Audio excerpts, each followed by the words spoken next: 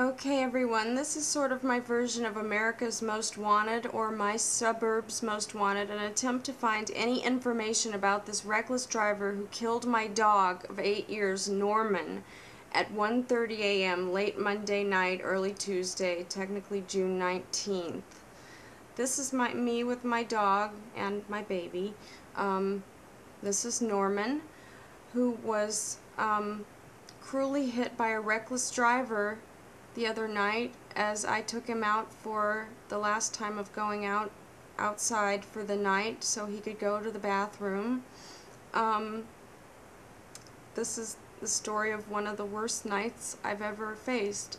I took Norman at 1:30 to the backyard to go potty before we went to bed, but he wouldn't because it had been raining, and he doesn't go in the backyard if it's been raining. So I decided to take him out front because he is very good with verbal commands. So I was sitting here by the garage door, and I told Norman to go potty in the front yard, which he always does. He always obeys everything I say. He did his business, and then he started going towards the area of grass between the sidewalk and the street to smell where the other dogs have walked, which is also something he likes to do and something I allow him to do. It's 1:30 in the morning. I live on a cul-de-sac. We have almost no traffic, and he was still in the yard. I guess he had also gone out a little bit, though, into the street, unfortunately. This is the view that I had from where I was sitting.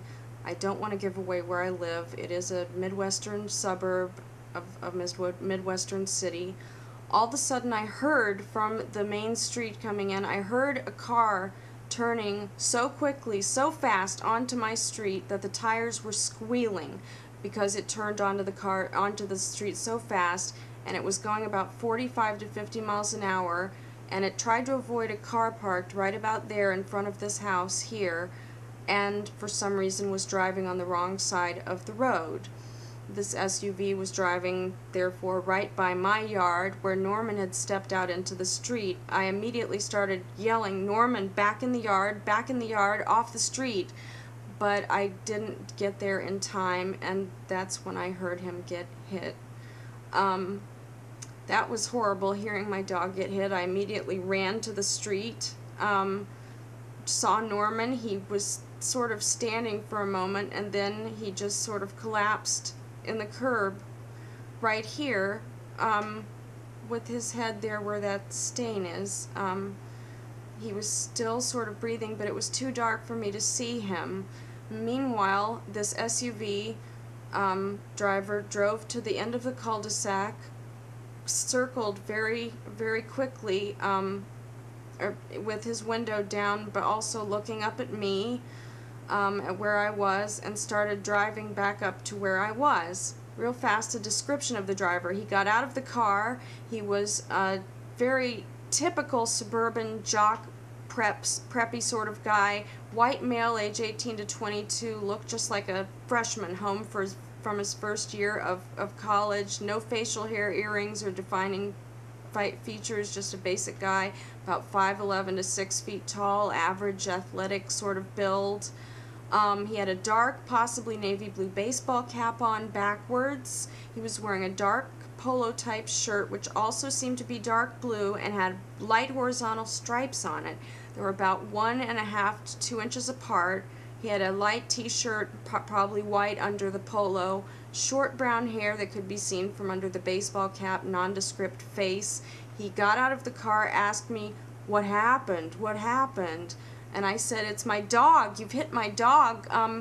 Can you please turn your car around and shine the lights on him? I really need to see him and check him out. I don't know if he's okay." Instead, this driver got in his car and just drove as fast as he could, with me running after him screaming "no" at the top of my lungs.